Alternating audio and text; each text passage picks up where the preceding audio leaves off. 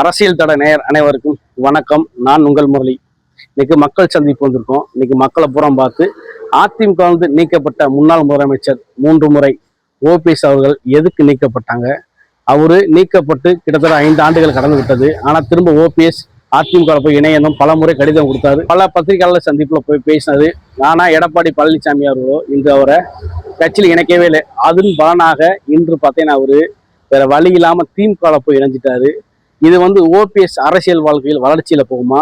அவருக்கு நீ வரக்கூடிய காலங்களில் அந்த வாக்கு முழுமையாவுக்கு அறுபடையாமா? இது திமுக லாபமா இல்ல அதிமுக லாபமா?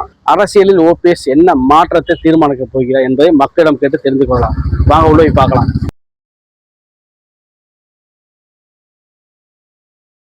ஓபிஎஸ் அவர்கள் கட்சியில ஒருங்கிணைப்பாளராக இருந்தவர். அதுவும் இல்லாம உங்களுக்கே தெரியும், அம்மாக்கு அப்புறம் அவர் ஒரு முதலமைச்சர் முதலமைச்சராக இருந்தவர். அப்ப ஒரு எம்ஜிஆரோட கட்சியில இருந்து அதை வழி நடத்தி அதை எப்படி கொண்டு போகணுமோ அதை கொண்டு போகாம இப்ப இக்கரைக்குல இருந்து அக்கறைக்கு தாவற மாதிரி இப்ப இத்தனை நாள் திமுக பத்தி அவர் என்னென்னமோ விஷயங்கள் சொல்லியிருக்காரு.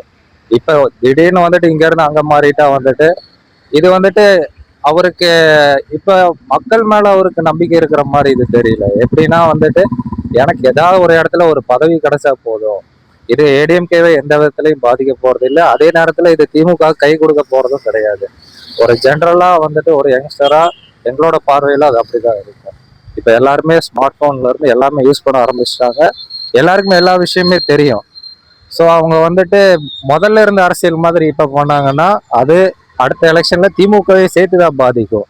ஏன்னா விஜய் வந்திருக்கனால ஓபிஎஸ் சேர்ந்தது இப்ப திமுக ஒரு பலம், கொஞ்சம் கூட பலம் இருந்ததோட கூட்டணி தாங்காட்டு இருக்கோம். ஸ்டாலின் தலைமையில திரும்ப ஆட்சி அமையணும் தமிழ்நாட்டுல, நல்லா இருக்கு. 5 ஆண்டு ஆட்சி எந்த பிரச்சனையும் கிடையாது.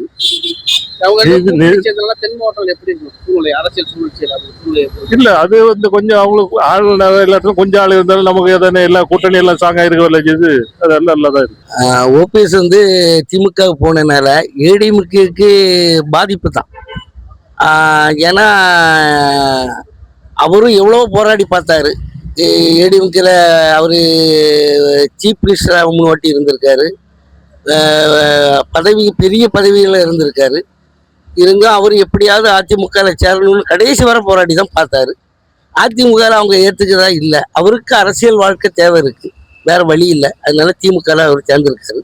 அதனால ஏடிஎம்கேக்கு கொஞ்சம் பாதிப்பு தான் கண்டிப்பா வரும்னு நான் நம்புறேன்.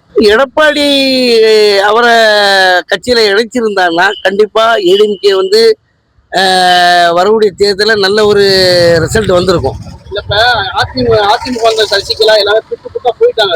அதிமுக எல்லா பேரும் திமுக போய் தனி கட்சிக்கு போயிட்டாங்க, விஜய் போயிட்டாங்க. இதெல்லாம் எடப்பாடி பாதிப்புன்னு தெரியுமில்ல, ஏன் திரும்ப இருந்தாலும் பண்றாரு அவரு?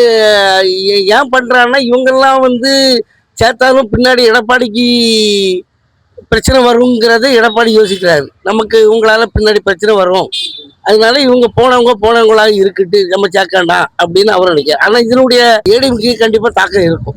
அவருக்கு இந்த முறை ஜெயிக்கணும் ஆசை கட்சியோட போச்சு அவர் அந்த மாதிரி தான் நினைக்கிறாரு. ஜெயிக்கணும்னு ஆசை இருந்தானே எல்லாரையும் ஒருங்கிணைச்சு கட்சியை வலுப்படுத்தியிருப்பாரு. கட்சி நல்ல ஸ்ட்ராங்கா இருக்கு, இதை விட நல்லா இருந்திருக்கும். தேர்தலில் கண்டிப்பா அவரு ஜெயிக்கக்கூடிய நல்ல ஒரு வாய்ப்பு இருந்து. இப்போ ஏடிஎம்கே என்ன சொல்ல போனாங்கன்னா 8ஆ பிரிஞ்சு கிடக்கு. ஏடிஎம்கே பிரிய சரி, ஏடிஎம்கே ஓட்டு அப்படி பிரியதான் செய்யும். அவங்கவுங்க ஆதரவாளுக்கு கொஞ்சம் கொஞ்சமாவது ஒவ்வொரு ஊர்லயும் கொஞ்சம் ஓட்டுகள் இருக்கக்கூடிய அந்த ஓட்டுகளை தலை பிரியதான் செய்யும். அதனால ஏடிஎம்கே கண்டிப்பா அவர் பாதிப்பு இருக்கதான் செய்யும். கூட்டணி வலுவான கூட்டணி இருக்கானா? எடப்பாடி தலைமையில கூட்டணி இப்போ பிஜேபி சேர்ந்திருக்காங்க. ஏடிஎம்கே கூட இன்னும் 1-2 சின்ன கட்சிகள் இருக்கு. ஆனா வலுவான கூட்டணிங்கிறது தேர்தல் முடிய வச்சுதான் சொல்ல முடியும். எங்கள் தவிர்த்த காலத்திலிருந்து நாங்கள் திமுக எந்த ஆரம்பித்ததோ அன்றிலிருந்து இன்று வரை நாங்கள் திமுக பரம்பரையாக தான் நாங்கள் செயல்பட்டு கொண்டிருக்கிறோம். எங்கள் குடும்பம் ஃபுல்லா இப்பொழுது அரசியல் இப்பொழுது தமிழ்நாட்டில் நல்ல ஒரு ஆட்சி நடந்துகிட்டு இருக்கிறது. மக்களுக்கு நல்ல ஒரு சேவை தலைவர் அவர்கள் செய்து கொண்டிருக்கிறார்கள். அது எங்களுக்கு எல்லாத்துக்கும் பெருமையாக காணப்படுகிறது.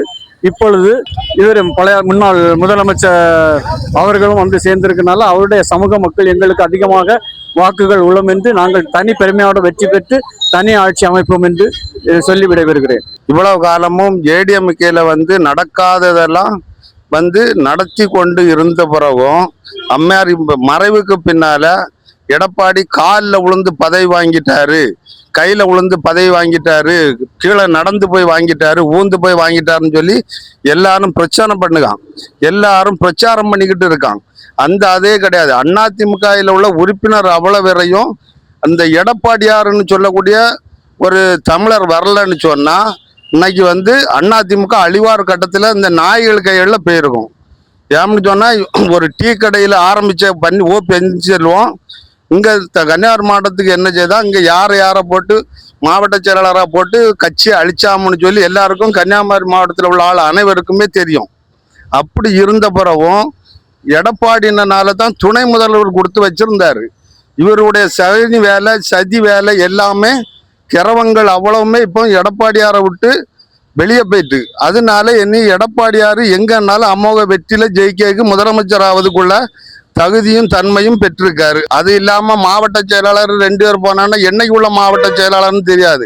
எடப்பாடியாரு ஜம்முன்னு இருக்காரு. அது எங்களுக்கு வந்து கிடைச்ச ஒரு பெரிய பொக்கிஷம், அவ்வளவுதான்.